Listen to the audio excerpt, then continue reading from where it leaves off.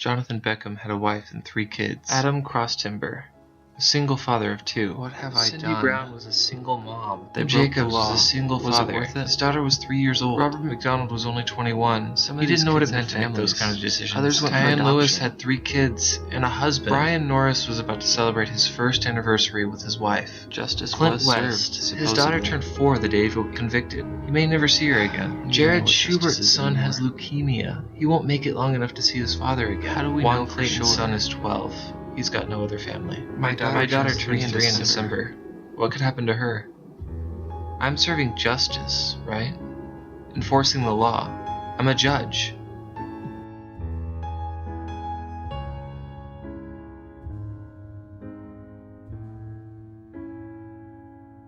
There has to be something better.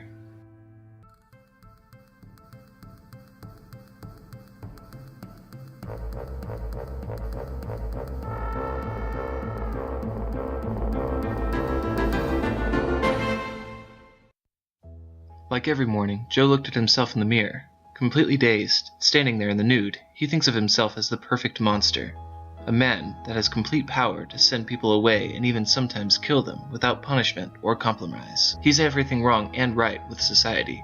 He is the legal system, and because of that, he hated himself. He's been out of sleep for days. He always wanted to try to follow every last detail of the law, not because he agrees with it, but because he'd go crazy if he didn't. If the law says how long someone should go to prison, it's not his fault. He didn't make these rules.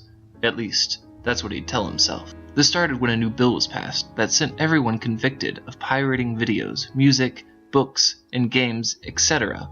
to prison. They were then considered cyber criminals. According to the law, they were treated to the same fate as cyber terrorists. A buddy of his told him, while they were working out together, vigorously, that he should go see them. That is, the people he put behind bars. Not talk to them, but see them.